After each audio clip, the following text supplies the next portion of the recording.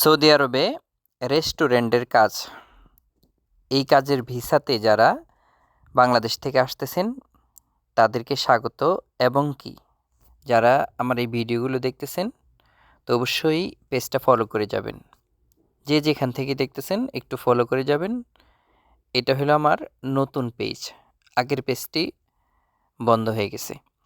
তো যাই হোক, যারা এখন বর্তমানে এই 2025 সালে সৌদি আরবে রেস্টুরেন্টের কাজে যারা আসতেছেন, তো অনেকে ইন্টারভিউ দিচ্ছেন বিভিন্ন কোম্পানিতে। তো কিছুদিন আগে একটা ভিডিও দিছিলাম কুদু রেস্টুরেন্টের, তো ওইখানেও আপনার লোক আসতেছে। তো এগুলো হইল সাপ্লাই কোম্পানি। এখন 2025 সালে যারা আসবেন, মানে অন্তত জুলাই মাস পর্যন্ত যতগুলো ভিসা বাংলাদেশে গেছে সবগুলোই হলো সাপ্লাই কোম্পানি।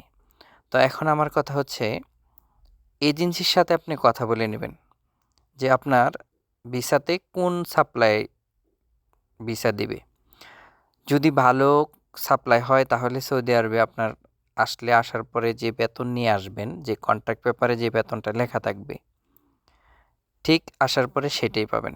আর যদি সাপ্লাই কোম্পানি ভালো না হয় তখন কিন্তু আপনার কপালে একটু দুর্দশায় আছে ধরতে গেলে।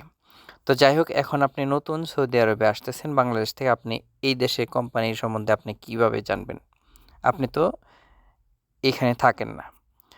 তো আপনার একটা বিষয়ে ভিসা নেওয়ার আগে অবশ্যই যে কোম্পানি, মানে এই দেশে আসার আগে যখন আপনাকে সৌদি আরবের ভিসা এজেন্সি দিবে, তো আপনার কোনো না কোনো মাধ্যমে কোনো আত্মীয় স্বজন সৌদি আরবে থাকে, তো ওই কোম্পানিটার খোঁজ নিতে বলবেন।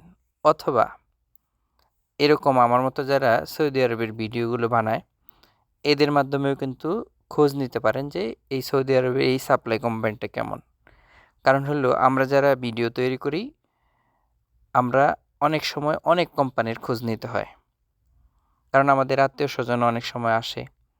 তো তাদেরকেও পরামর্শ দিতে হয় যে এই কোম্পানিতে আসো, যেহেতু সাপ্লাই কোম্পানি ছাড়া এখন অন্য কোনো কোম্পানির কথা চিন্তাই করা যায় না। ডাইরেক্ট কোম্পানির কথা এখন চিন্তাই করা যায় না, কারণ ডাইরেক্ট কোম্পানিতে আসতে গেলে অল্প কিছু ভিসা যায় বাংলাদেশে, অথচ অনেক টাকা গুনতে হয়। এজেন্সি অল্প টাকায় আপনাকে কখনোই মানে ডাইরেক্ট কোম্পানির ভিসা দিবে না, যার কারণে সাপ্লাই কোম্পানির তা আমাদের আসতে হয়।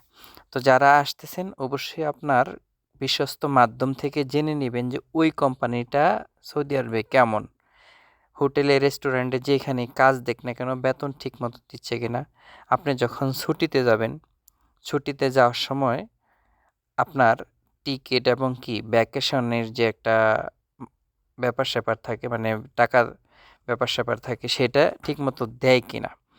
এইগুলো জেনে শুনে যদি আপনি সৌদি আরবে আসেন তাহলে আপনার কখনোই ভোগান্তির শিকার হতে হবে না।